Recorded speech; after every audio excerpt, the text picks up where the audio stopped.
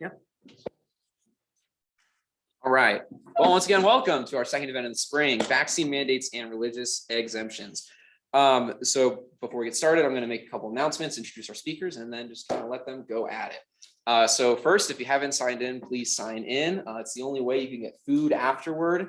After the event, the food will be out in the common eating area or designated, whatever they call it these days. And then you can take as much as you would like, please, because I have to take the rest of it. So I can only eat so much pizza. But and thank you all for coming. So let's get this show on the road. So our two speakers today are Mr. Eric Treen. He is a former special counsel for religious discrimination at the United States Department of Justice. He is currently is adjunct or full-time? Adjunct professor at Catholic University, Columbus School of Law. He was the former litigation director at the Beckett Fund for Religious Liberty in DC, and he is a graduate of Amherst College and Harvard Law School. Our other speaker is our very own Professor Larry Backer. He currently teaches courses on corporate social responsibility, corporations, multinational enterprises, and constitutional law of religion, which I have taken and which I highly recommend. Let's see, in 2006, Professor Backer founded the Coalition for Peace and Ethics, an independent nonprofit, nonpartisan, tax-exempt research and information-focused organization based in Washington, D.C. And he serves on the board of numerous journals and has a blog page that I'm sure he will promote at some point today to get more information and articles from him. Professor Backer was educated at Columbia University School of Law, Harvard University JFK School of Government, and Brandeis University for his undergrad. All right, so I have to make two quick announcements before we start. First, COVID-19 is still going on, so by being here, you assume any risks and all that good stuff by being here. So thank you for being here, but you do assume the risk. You have therefore been warned. Secondly, we're going to say our Federalist Society, some might even call it the Federalist Society's invocation. The Federalist Society is a nonpartisan, conservative, and libertarian organization dedicated to freedom, federalism, and judicial restraint. The Federalist Society seeks to educate the legal community through its programs and publications about how limited constitutional government based on the rule of law can have a positive effect on law and public policy. So thank you all for coming once again, and I'll take my seat, and speakers, you may begin. Great. Well, thank you all for coming. Professor Backer and I decided that the best way to do this was we're going to go through kind of breaking the subject into sort of four pieces and go back and forth through each of those four pieces. The first being, what is a religious claim and how do you test the sincerity of religious claims? Second, what does the Free Exercise Clause have to say about this issue? Third, what does RFRA, the Religious Freedom Restoration Act, the federal law, sort of restoring the old pre-Smith free exercise rule, what does it have to say about these issues? And then finally, what does Title VII have to say about this for private employers? So just to start it off, I'm very glad you're all here, that you're not COVID fatigued like most of the country in so many ways.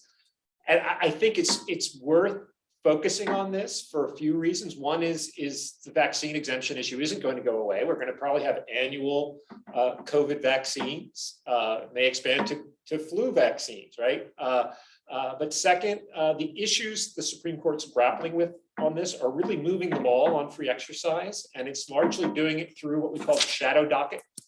So it's not the normal, you go through the courts, you go to the Court of Appeals, you petition for certiorari, you get the golden ring, one of the 90 cases a year, you get 50 amicus briefs coming in and hundreds of pages of record the court goes through carefully.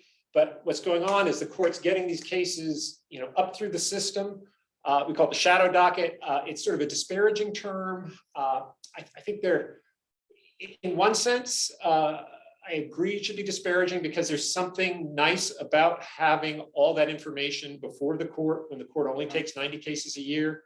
It used to take like a free exercise case every 5 years. It was really important to get it right. Now it's taking like 3 free exercise cases a year. But there is something to be said for them really chewing on the record, getting it right. So many cases you see, They find things in the record that really didn't percolate up through the district and Court of Appeals. So that's very valuable. On the other hand, though, we don't want to be too disparaging of the shadow docket, because after all, we're in a system of law where the courts, as much as they're viewed as sort of creating law with the Supreme Court, we're a system of government in which we have cases and controversies that go to the court. And these are cases and controversies. We're very familiar with district courts and trial courts, chewing on these, making decisions, making precedent on the fly with preliminary injunctions and so forth. Not so much with the Supreme Court. And so there's, yes, these are real cases, and so we should divine from these real principles. But on the other hand, they're done on the quick. So it's worth paying attention and looking more carefully. So the first issue in these cases is it a religious claim? And when I was at DOJ, the first thing I noticed, when it wasn't vaccines, because we didn't have a vaccine at the time, but we had mask mandates all over the place, right?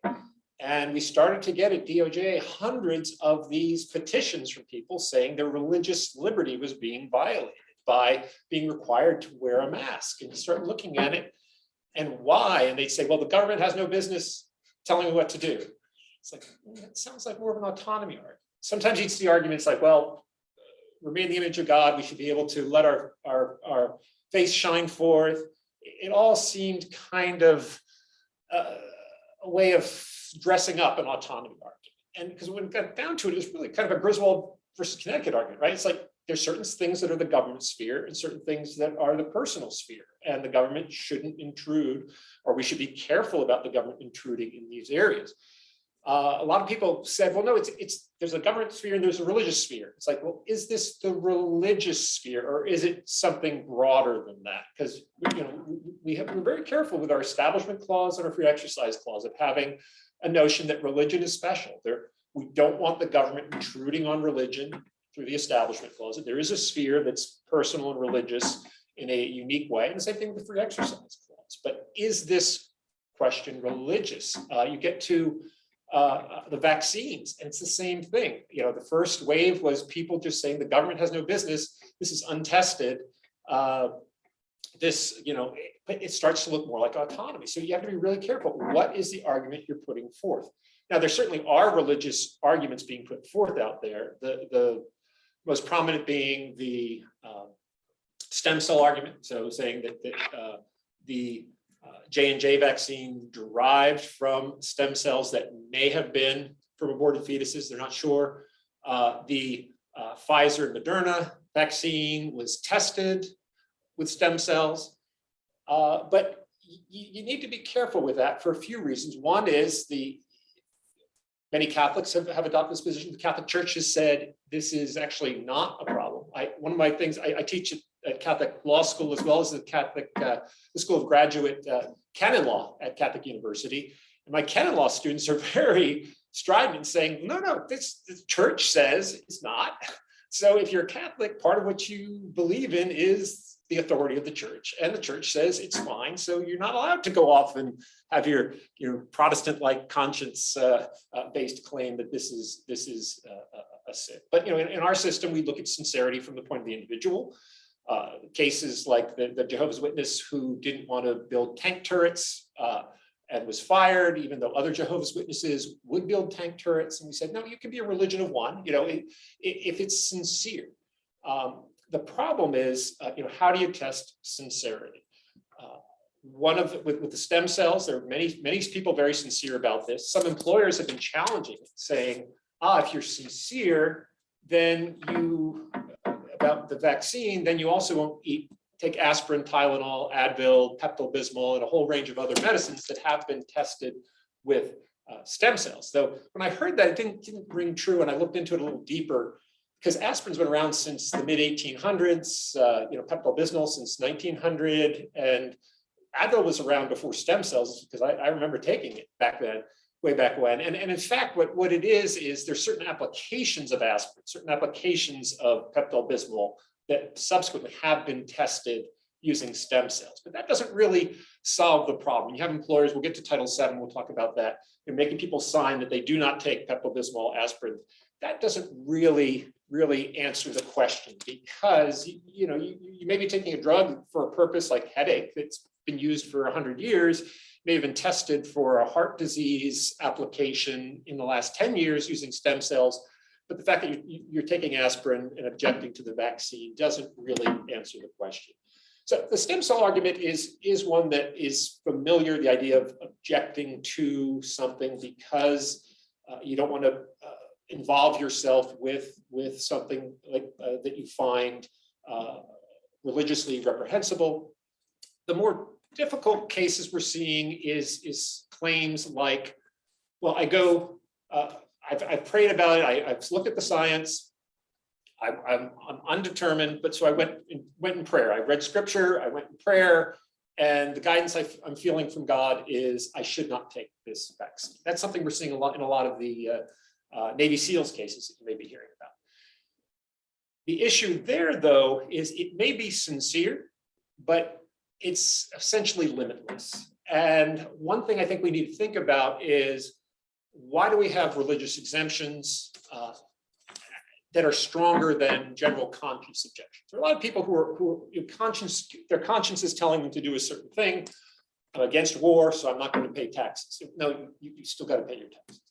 There are certain things that we say religion is special, we want to protect, because we understand that people who are religiously compelled to do something or to not to do something have a unique pressure on them. Like, not if you're Orthodox Jew, do not work on the Sabbath. There's something special about the Sabbath. There are many Christians who do not do work on the Sabbath.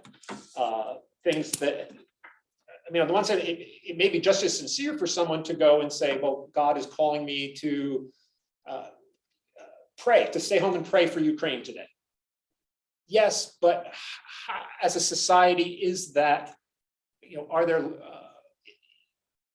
does that result in chaos? Does that result in society eroding its support for religious exemptions?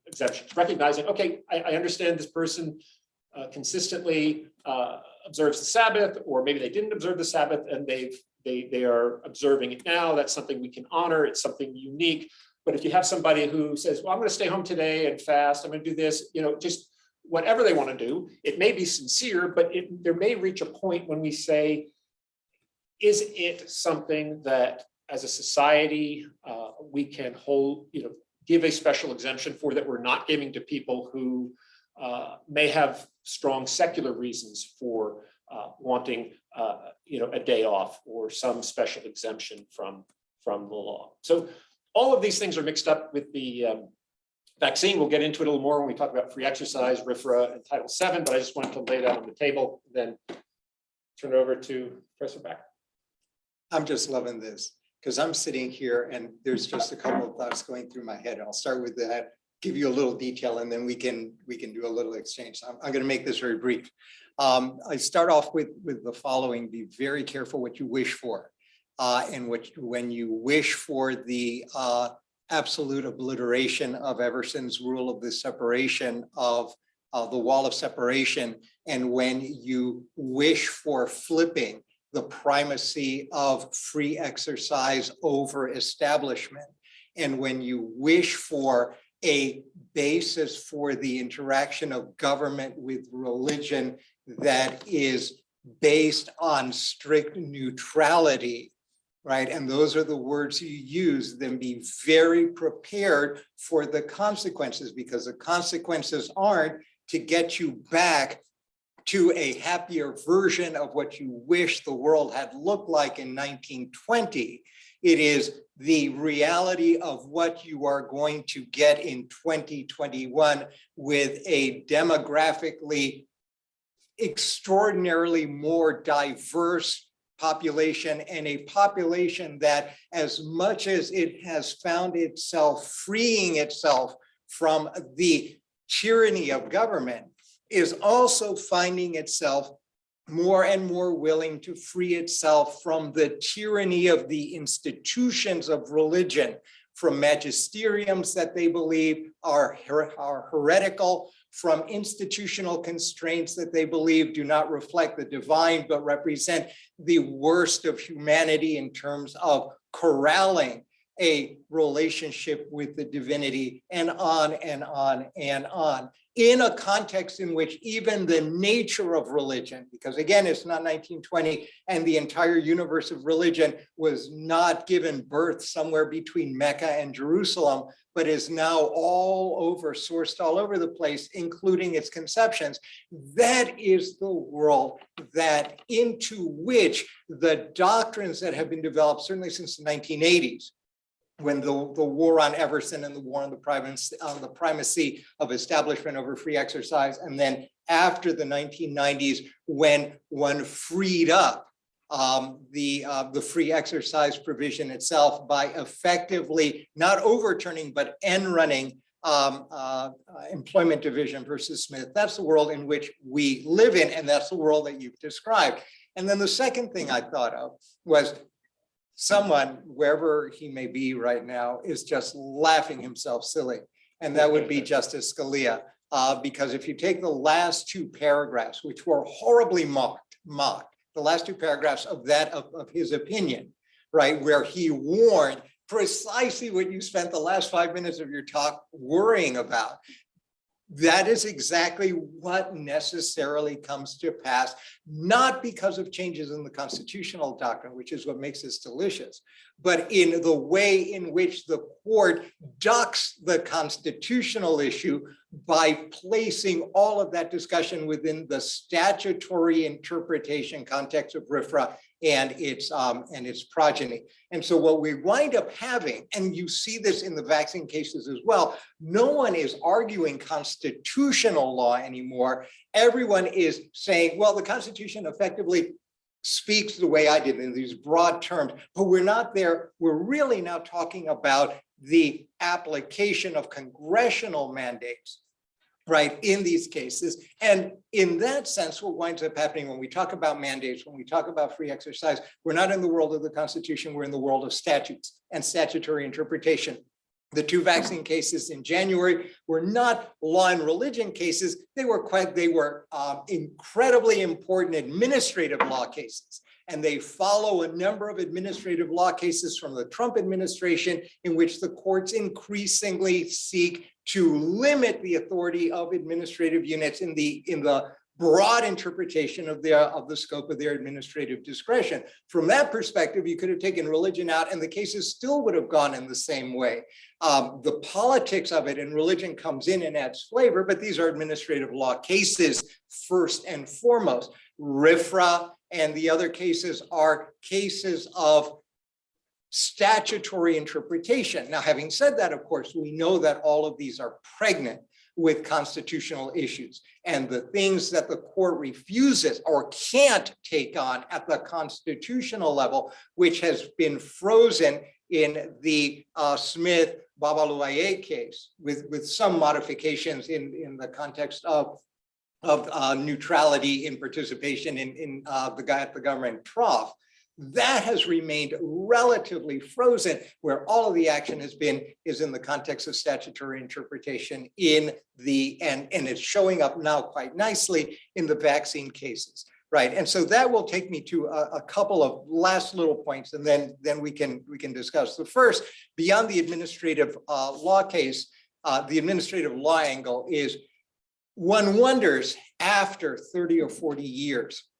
And Americans have this extraordinary taste for this, which I find increasingly distasteful.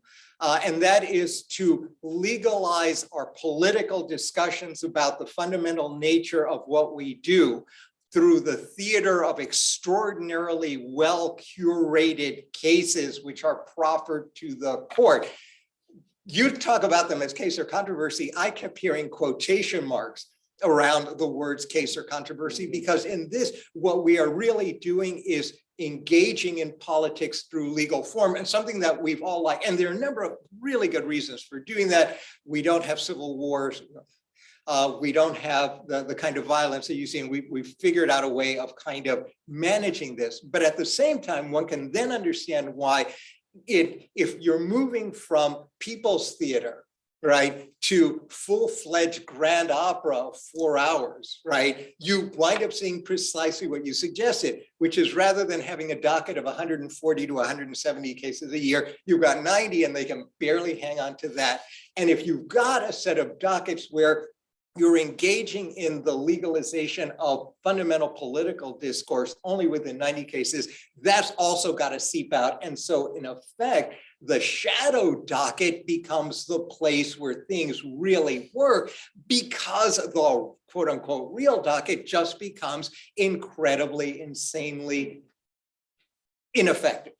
And so what winds up happening is you've got multiple theaters going on in the context of which you're consuming the issues, the critically important issues of law, religion, societal welfare, and the like, which require discussions. But the theater with the formalized structure within which this is done makes that virtually impossible at a political level. With respect to what is religion, and as I've mentioned before, welcome to 2022, where there are at least, I don't know how many organized, institutionalized religion. And for every one of that, you're going to have, for every 100 people in one of these churches, you're going to have 200 variations, 3/4 of which would be viewed as heresy by someone else.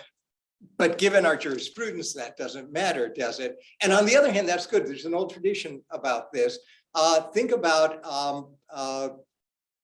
poor Mr. Smith in Missouri, who would have been a heretic, right, in what ultimately becomes LDS, right? The idea in this country that one can start with a religion of one, and indeed, if you go back to the Abrahamic traditions, it is a religion of one that starts with either a placement of or a choosing of a vocalization, and then it spreads. That runs deep in the religious discursive tropes of this country. So yeah, that makes perfect sense. If we have that though, you're going to have to live with its consequence, because if you don't, then you're going to butt up against the neutrality principles. If we accept the fact that in fact you can have a religion of one that one day may become a religion of 50 million, right? Or it may remain a religion of one, and that someone's heresy is someone else's truth, right? And that is the basis for free exercise. Then the extent to which you impose on that person some sort of test of sincerity becomes a very easy way of then knocking down or at the door of the neutrality principle among religions, and if you're of that persuasion, between religions and the secular, on which free exercise jurisprudence has been built over the last 15 years. And if that's the case, then what we really should be talking about perhaps is not sincerity, but burdens of proof, right? It ought not to be the burden of the holder of beliefs to prove his or her sincerity. It perhaps ought to be a very high level burden on the state to suggest that it is not sincere, but you can't do it in a way that either mocks or denigrates the faith. And you certainly can't do it by saying, well, you purport to be a Catholic, the Holy Office says X, you're saying Y, and therefore you're either a heretical Catholic and we're going to send you off to Rome. Oh, we don't do that anymore. We're going to discipline you somehow, or ignore you, right? Or not treat your beliefs as sincere, right? The problem that this person has is going to be within the community of believers, but not with the state with respect to the sincerity of his belief. And then that produces a conundrum to which I don't have an answer, because at its limit, the answer has to be, unless you can show and we're going to have to err on the side of false positives, or false negatives. I forget, which is why I'm not a doctor.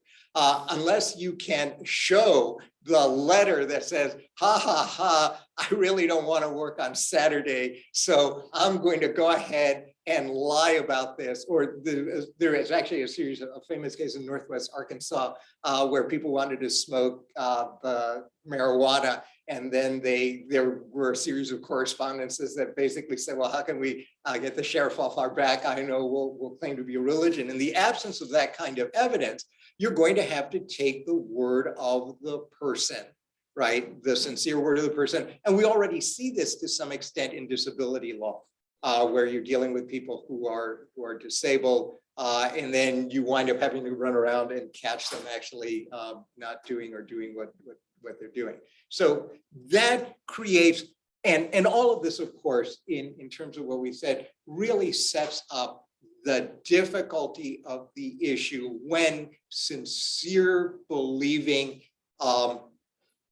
military people, and in this case, I think they're elite military folks, come and say, look, I've had a personal conversation with the divine, and he, she, or it has told me X.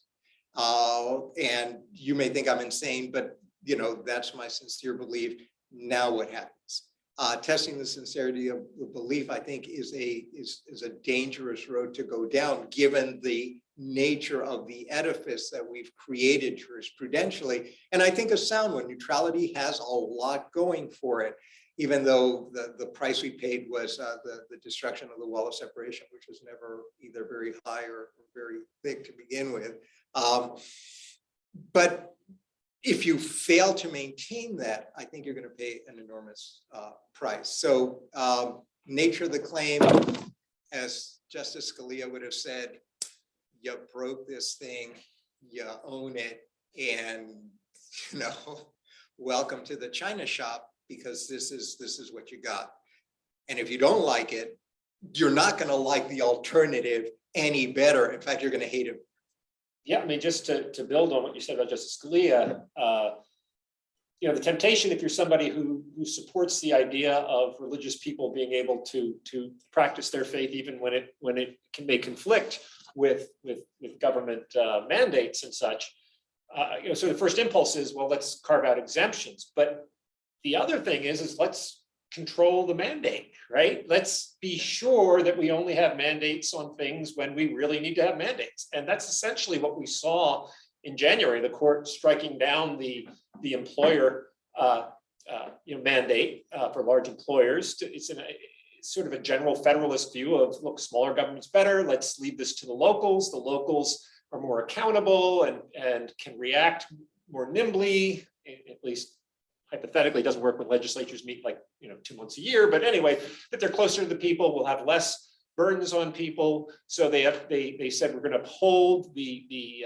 medical mandate on medical personnel, and that's closely tied to the statute. But the employer mandate looked like it was an overreach. And then the Fifth Circuit just struck down the contractor mandate, the idea that the federal contracting law didn't have enough power in it to go that far. So that might be a way to look at it. And then you get out of the sincerity issue, you get out of the what's religious versus what's secular. Because again, a lot of big arguments are about spheres and the government exceeding its sphere. And so that's one way out. Well, no, I think that's exactly right. And indeed, one of the most interesting things of the 2 January cases was it appears that no one in the Biden administration had read the census case, where Justice Roberts was very clear about the nature of administrative decision-making. He laid out that, and I really like that case. So it was just wonderfully clear setup. And then they went ahead and they did exactly what they spent 4 years criticizing the Trump administration for doing, which is, oh my God, I've got a problem. Congress is too slow. We've got some new version of the despicables who are really bugging me. And I know we'll go ahead and use our executive authority and paper it up nicely. For 4 years, that was like marrying Satan. And now all of a sudden it's something else. And that's the problem. And so here, I think that it's important to think about religion and the religious issues as intimately tied to the issue of the nature, scope, and exercise of governmental authority, when, where, how. And I certainly have been very, very nervous and increasingly nervous about the the scope of discretion with which we have vested this enormous administrative apparatus over which Congress, to the extent it has any sort of control, I mean, ultimately really doesn't. And I won't go into my qualms about passing 900 or 1,000 page pieces of statutes in 3 or 4 weeks, everyone claiming to have read it carefully, many of which then spin out these enormous delegations of authority, not just, and here's where it gets compounded, not just to the administrative apparatus, but as we're seeing in a lot of areas, especially, for example, I do a lot of work in the area of corporate responsibility and corporate human rights, by delegating that authority out of the public sector into the private sector itself. And in a sense, that was the last thing I'm going to say. One of the reasons from my perspective, I would be very nervous about the OSHA ruling was this continues the process, not just of delegating and expanding the power of a federal administrative body, but of then using that authority to redelegate this down to the private sector, which is now responsible on the basis of these emerging quasi-administrative, not legislative, but quasi-administrative doctrines of the delegation through compliance and accountability mechanisms of the actual implementary authority and mechanics to the private sector. Now you're in a crazy world in which the lines of responsibility are not only mixed up, but the ability of the popular will to monitor this itself is now attenuated, not just from Congress to the administrative agencies, but now from the administrative agencies to the private sector as well. And when you're dealing in an area as sensitive as religion, the caution bell should be going off in doing things like this. Did you want to start with free exercise? Yeah. And then I'll, Oh, or I can go either way. yeah, no, go ahead. I like the Okay. way we've done this. Yeah, so turning to the free exercise,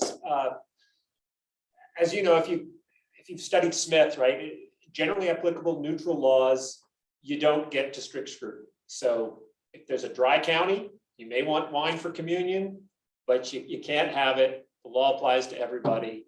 End of story. It's different if it's not generally applicable or if it's not neutral. If it's not neutral, if it makes a value judgment against religion, either based on animus or some kind of disregard, or if it's just not generally applicable, if it applies to a lot of people. This came up in the shadow docket very clearly in the gathering restrictions, the 6 foot separation, the 25 limit on churches and so forth, the most extreme being San Francisco, which allowed 1 parishioner at a time, even in the cathedral. And they ended up, at DOJ, we actually sent them a letter threatening to sue them, and they backed down from that. But there were some other, 6 foot separation and singing restrictions. Singing, there was evidence that a choir was a super spreader. And so, a lot of situations. But what we were finding was governments were very wary of giving up economic activity, but quick to give up religious activity. So Las Vegas, right? You could go into a casino and sit next to people as long as you're 6 feet apart, but they could have 50% capacity, but a church was limited at 50 regardless of size. So sort of a sense of, well, we can't make people lose their jobs. We can't, disrupt all activity here, but we can disrupt the church. And there the court initially, it was a 5-4 saying, well, movie theaters and churches are treated the same. So the fact that casinos are different, we're not going to worry about that then.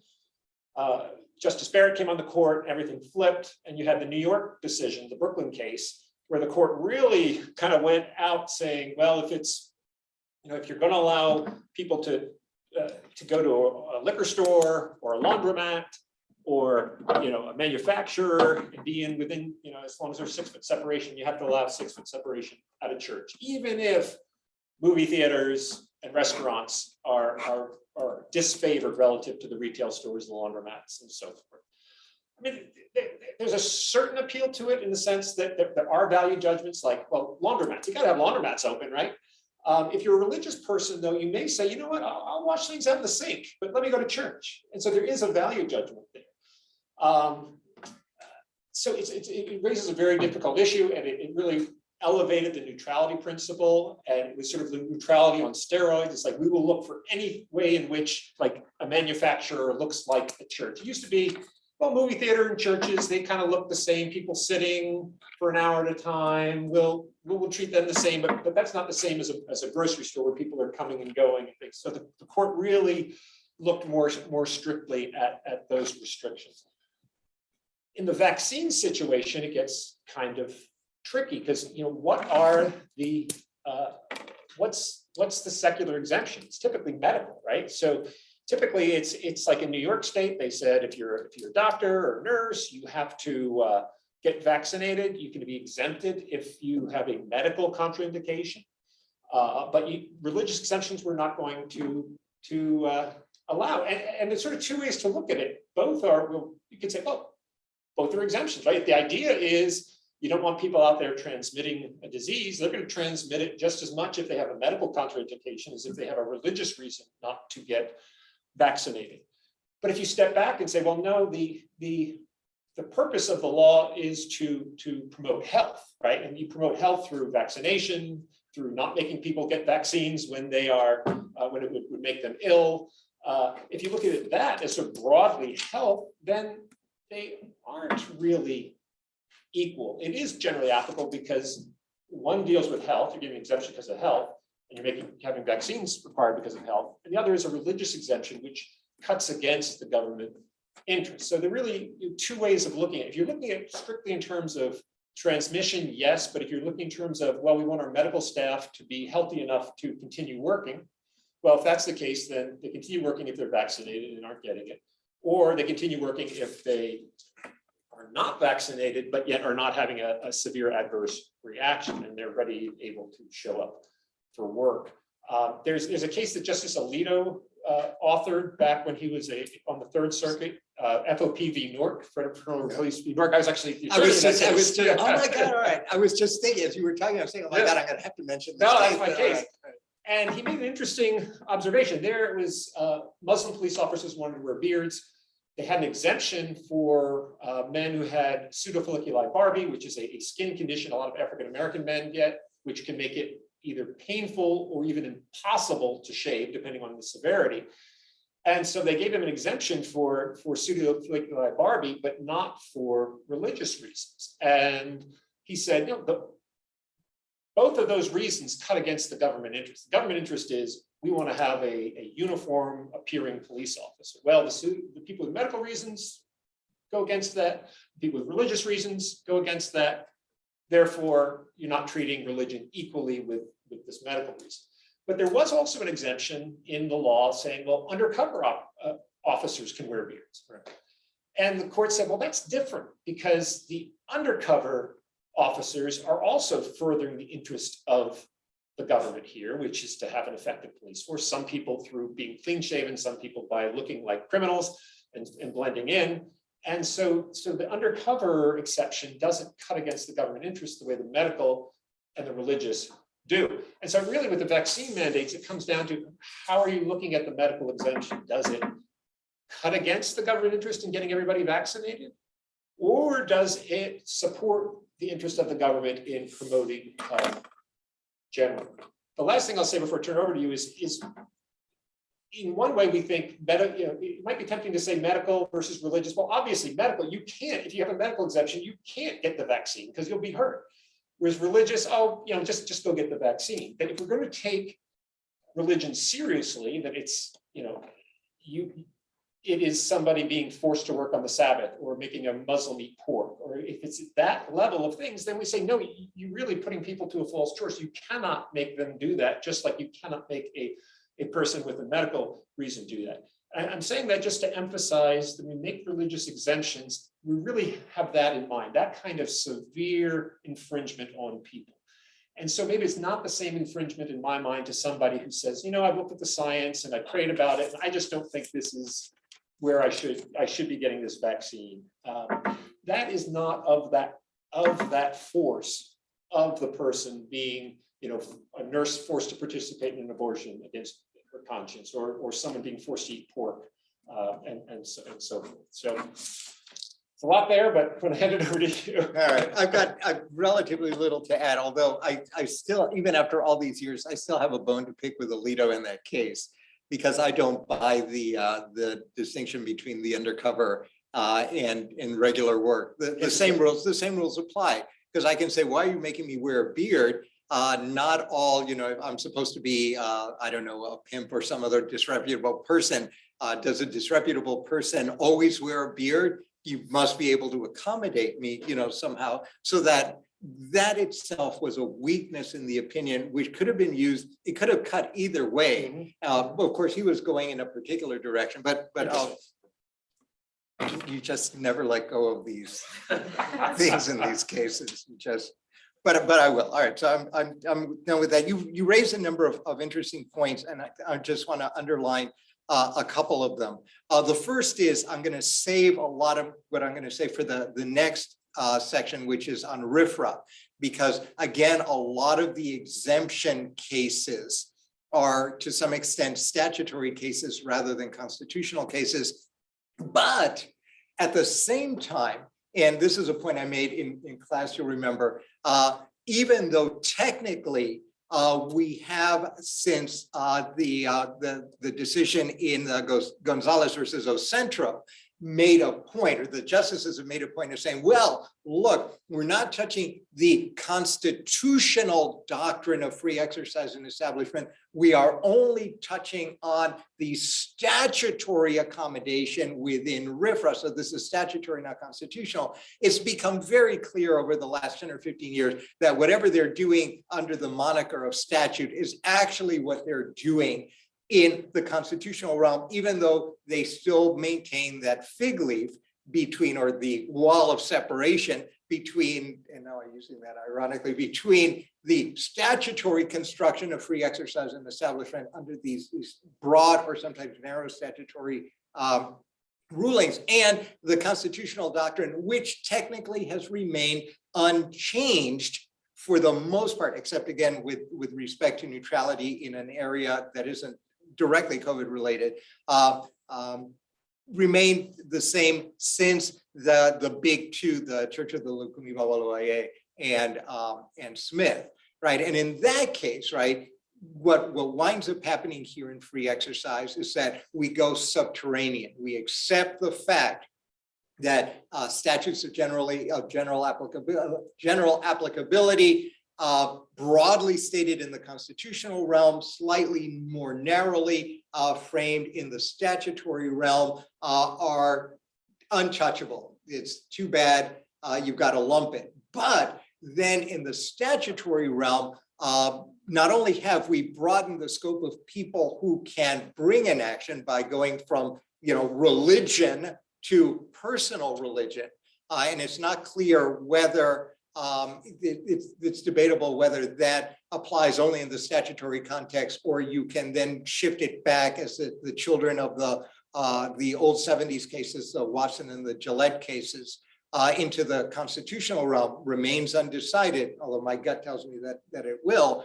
Now, beyond that, the issue then becomes, what do we mean by general applicability? And therefore, what do we mean by exemptions and the severity of infringement and the like?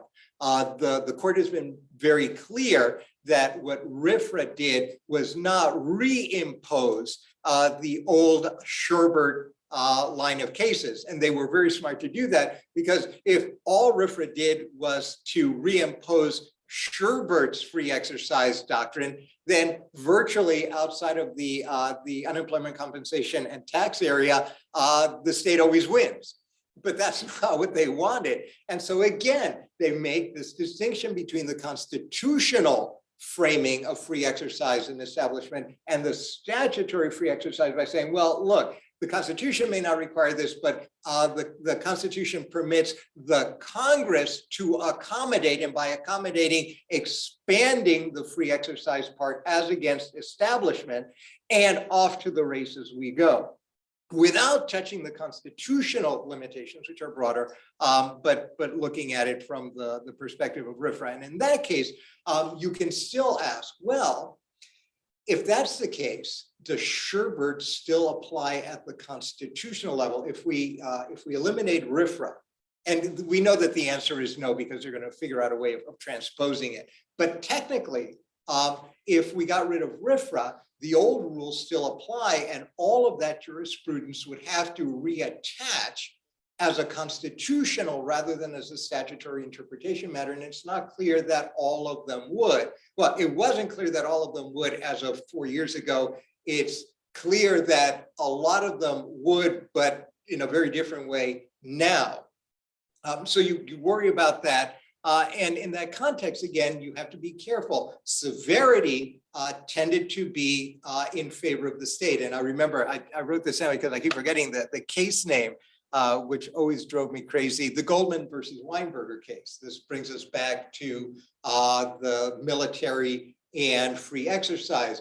Goldman versus Weinberger made it very clear, and there we're not dealing with invasion of the body. We're not dealing with any of the stuff that's being brought up now. This was a case of a rabbi who wanted to wear what rabbis have been wearing forever, which is a head covering, right? And the military at the time said, no, we want uniformity. And the court went out of its way to say, yeah, we've got Sherbert, we've got all these cases, but no, you lose, because we value the military's discretion with respect to uniformity over this thing that doesn't go to the heart of whether you are still practicing Judaism or not, although that was debatable, not for the court, right? That case still stands, not within RFRA, but within the constitutional jurisprudence of the case. And so here, what the avenue that we're going back to, I'm bringing this back to the vaccine mandates.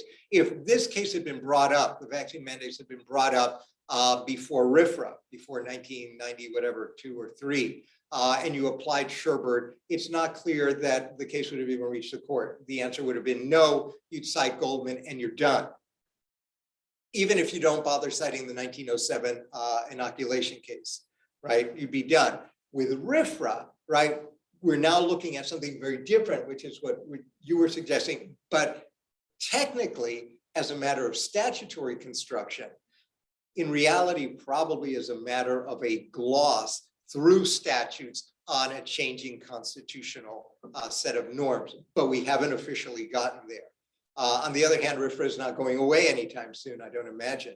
And so there we are. And so that's the only thing I'll add, and then we can just do this and then move on. Yeah, let me wrap RFRA. up the constitutional argument and then and RFRA, and so maybe we can get to questions. So RFRA takes away the problem of, is it a generally applicable law? You know, how do we get to strict scrutiny? You show sincerity and burden. Clearly, something invading your body, if it's sincere, it's a burden on you, right? So boom, you get to strict scrutiny. The problem is we're in the Navy, right? It's Navy SEALs. I have a friend who's a Navy SEAL, and he goes, gosh, we go on missions and they just say, roll up your arm. You say, what is this? I don't know, but you're supposed to get it. So, okay, you know, typhoid, whatever, you know, we're going somewhere where we're going to need to be protected. But, you know, so it gets to strict scrutiny. Courts, Fifth Circuit especially, and as court in Florida have been striking down the mandate, saying 99% of people in the Navy are vaccinated. You've got 5,000 objectors and a couple hundred, 400 Navy SEALs are objecting. That's not going to, you know, create, destroy herd immunity. And so, you know, you lose government. The Supreme Court ordered the response yesterday of the government a week ago filed a brief saying, look, we're the military. We've got, you know, it's got to be a really compelling interest to tell us what readiness is within the military with our soldiers and sailors. And they ordered by yesterday for the Navy SEALs lawyers to respond. And so any day now we could get a shadow docket hearing on that. Yeah, Title VII, I'll just throw out, that's, you know, it's private employers, right? So Constitution and RFRA don't apply, but you have Title VII. Title VII, though, is a pretty weak standard. You have to make a reasonable accommodation unless it would be an undue hardship on the employer. An undue hardship, I don't know if you've studied the ADA at all, Americans with Disabilities Act, but that's a real standard. Like if you're an employer, you've got to, you know, spend $10,000 getting the right computer for somebody, or $5,000 maybe. But if it's stuck with the religious, it's the same terms. Is it an undue hardship on you? Well, if you have to spend more than a few $100s, for overtime for somebody to cover for you, sorry, undue hardship, religious person loses. So probably you really shouldn't win under Title VII in too many of these vaccine cases. People have been winning here and there for various reasons, like if they have a provision that, okay, we will not give any religious exemptions. That is contrary to the statute, which requires individualized determinations in each case. But the bottom line is you get your individualized determination, and unless you're a remote worker who's 100% remote, who doesn't want to get vaccinated, you're probably going to lose that case. Right. You see, but I would argue that the reverse, that given the way we're going, that Title VII, this is an interesting opportunity to expand the reach and severity of the strictures of Title VII in a religious context. The idea being that, and again, applying neutrality principles, you cannot treat a religious exemption different than a physical or mental or other disability. When the statutory language is exactly the same. That's right, and so we'll see how that works out. But I think that area is ripe for substantially more and surprising litigation, that is, in terms of where it's going. And again, it's the same thing. 15 years ago, we never in our lives thought, I certainly didn't think that we would wind up here in this jurisprudential space. But I think this is just a small note, and we're going to be going much farther. And religion is going to be a much more privileged area for dissenting from any kind of governmental mandate. And accommodation is going to be a thinner reed on which to write. That's a bad metaphor. Now I'm thinking of the pigs in their house of straw as opposed to a house of concrete. You're not going to be able to withstand that, I think, for very much longer, given the way the court appears to be moving.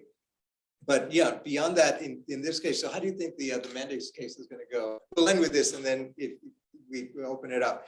Bottom line, which case? Yeah, which way do you think the court's going to go? I really don't know. This court definitely, Oh, as you're saying, has a thumb on its scale. I think they'll say that given the 99%, they're going to, and given, well, it's changed a little, right? So my views have evolved a little because I'm triple vaxxed, but I still got the darn disease back in December, right? So it's not as effective as we thought. I was thrilled to get the vaccine way back. And, I was one of these people calling up, trying to find where can I get my vaccine, and then what kind of, it's not as good as we thought it would be. And then the disease has toned down a little since the first spring, when people were getting, a lot of really strange and severe side effects. To those are a lot less, and so. I think the court may very well say, no, 99%, you don't have a compelling interest. So what's your thought? I think that the court is going to be really conflicted. On the one hand, if they effectively obliterate Goldman under RFRA, they are going against their notion of significant deference to the military at a time when the military and military discipline becomes a critically important component of the fundamental purpose of the state, which is to protect people, irrespective of your political persuasion. And so even if we have quote unquote right-leaning justices, that has got to weigh heavily on them. And the idea of overturning Goldman and leaving the military ripe for these kind of lawsuits may act as a break. On the other hand, the political project, right, of completely moving away from Everson makes this a really good case for furthering that. And so they're going to be completely conflicted. I think it is for purposes of expanding the scope of free exercise. From that perspective, this couldn't have been a worse case to bring before the court. It would have been much better to have brought in a case involving some kind of non-governmental agency or business or something like that. Then they could have just gone. But the military is going to be tough. And so my gut tells me that we're going to have not a majority opinion. We're going to have an opinion for the court we will have a majority concurring in the judgment, and then we are likely to have at least two, if not three opinions among the concurrences over an extremely strong dissent, if not more than one, probably two. So this is a case when it comes down, I think, and at the end of the day, then it's going to get us nowhere. And all this is going to do is refine everyone's argument for the next case where the military is out. That's probably a good read. Yeah. Questions? Yeah, you were talking a bit about passing value judgments on these different religious uses and the sincerity. What are sort of the outer bounds of what you can claim? When does it become so far-fetched that where any court is just going to say no, that's not sincere enough, that's not religion? So the value judgments by the government, or you're talking about the? Yeah, or the courts rather. Yeah, the one that I cited in the case was when you had the social justice protests in 2020 over treatment of African Americans by police.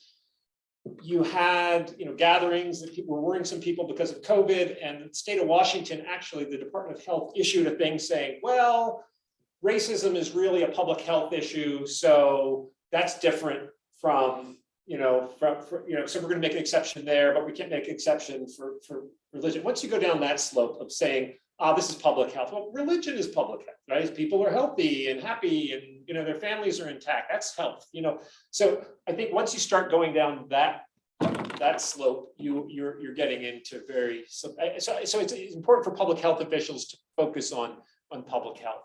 All right, and all I can think of is the case of Summum. Remember our Summum friends? It is once you go down the road of testing sincerity, you have obliterated neutrality, and you have one way or another, and actually through the back door, privileged the majority religions, which is precisely the reason why we went away from the standard in the first place. The minute you start questioning, however bizarre you may think that individual's sense of belief and its expression is, the minute you start thinking in that way, you already know that the sincerity problem is not that person, it's yours. And courts have been very shy about that. But if we mean what we say, and we mean for neutrality among religions, and if we mean what we say, that religion is an individual relationship with whatever it is that that person has a relationship with, the minute you start judging that, you've got a problem. Now, having said that, I guarantee you that a majority of the judiciary is going to do just that, and they will find ways to do it. One of the ways to do it was you framed it really, really nicely to say, well, we don't really have to deal with sincerity at all. What we're going to do is recast this not as an issue of religion, but as an issue of autonomy, or as an issue, and this going back to the Welsh cases, as an issue of ethics. Of course, one argues that one of the core components of religion is not just cosmology and theology, but it's ethics and morals as well. And you can't do this, but the judge will say, well, yeah, but you don't have all of that. And then one argues, well, you don't have all of that because your yardstick is itself biased, because your yardstick is either an Abrahamic religion or some other major religion. And what makes you think that that ought to be the yardstick with respect to which you're either going to gauge sincerity, or you're going to decide on the taxonomy of the belief as religious or quote unquote ethical or autonomy related. And so, which is why I'm extremely nervous when you start doing sincerity judgments. And I think you really have two choices there. This is a very simple thing. You're either going to avoid it, and the government is going to have to prove that it's a sham. And we do that in a lot of areas of law. Or you're going to have to fess up that you don't mean neutrality, you mean privileging of a class of religious beliefs and a deprivileging and marginalizing of other religions. And now we're back to 1870, and we might as well resurrect Reynolds. Yes. Thank you for this wonderful discussion. And I'm really curious when you talk about the And while at the same time, we have different treatment in different groups. So what do you think should be the standard to decide whether a specific group can have exemption? Like medical exemption versus religious exemption? And also what should be the standard for deciding whether a specific religious group could have like different degree of exemptions? Well, Don't I mean to think- interrupt, we probably like a minute. Yeah, no, the touchstone is neutrality. Are you treating different religions equally? Are you being neutral as among religions?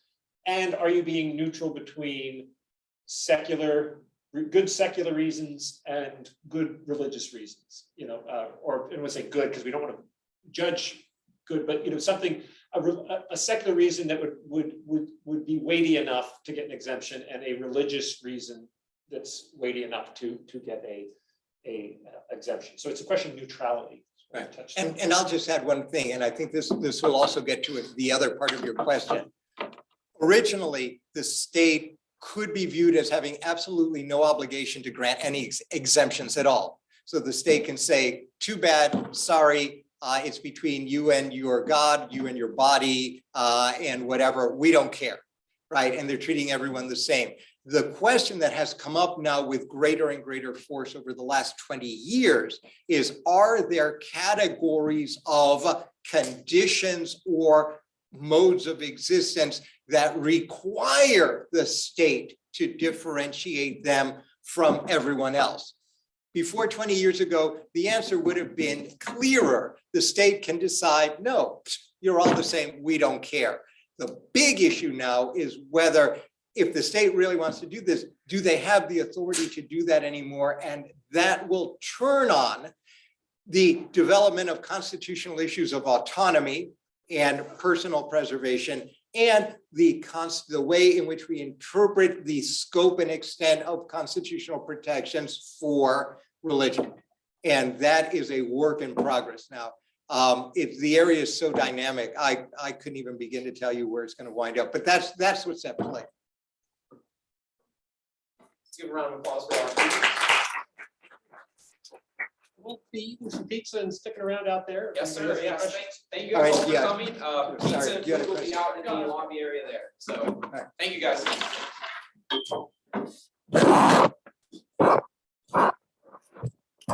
Okay.